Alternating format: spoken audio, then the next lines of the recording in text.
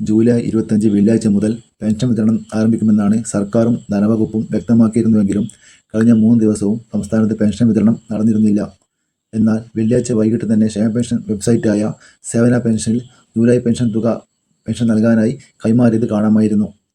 4ാം ശനിയാഴ്ചയും ഞായറും ബാങ്ക് അവധിയായതുകൊണ്ട് തന്നെ കഴിഞ്ഞ 2 ദിവസം വിതരണം നടക്കാതെ പോയി. 8 ലക്ഷത്തിലധികം വരുന്ന കേന്ദ്ര സർക്കാർ വിഹിതമുള്ള പെൻഷൻകാർക്ക് കേന്ദ്ര വിഹിതമായ 200, 300, 500 തുകകൾ ചിലരുടെ അക്കൗണ്ടിൽ എത്തുകയും ചെയ്തിരുന്നു. കേന്ദ്ര വിഹിതം സർക്കാർ ഇപ്പോൾ മുൻകൂറായി അനുവദിക്കുകയാണ് ചെയ്യുന്നത്. എന്നാൽ ഇതിൻ്റെ വിതരണം സംസ്ഥാന സർക്കാർ നേരിട്ട് നടത്തുന്നില്ല. ജൂലൈ പെൻഷൻ വിതരണം തുടങ്ങിയിട്ടുണ്ട്. ഫണ്ട് കൈമാറിയതിനാൽ ബാങ്ക് അക്കൗണ്ടിലേക്കും വീടുകളിലേക്കും ഉള്ള പെൻഷൻ വിതരണം ഇന്നു മുതൽ ആരംഭിക്കും. 26 ലക്ഷം വരുന്ന പെൻഷൻകാർക്ക് ജൂലൈ 28, 29 തീയതികളിലായി പെൻഷൻ ക്രെഡിറ്റ് ആവുന്നതായിരിക്കും. ഇതുവരെ പെൻഷൻ ക്രെഡിറ്റ് ആയില്ല എന്ന് നിരവധി പേർ പറയുന്നുണ്ട്.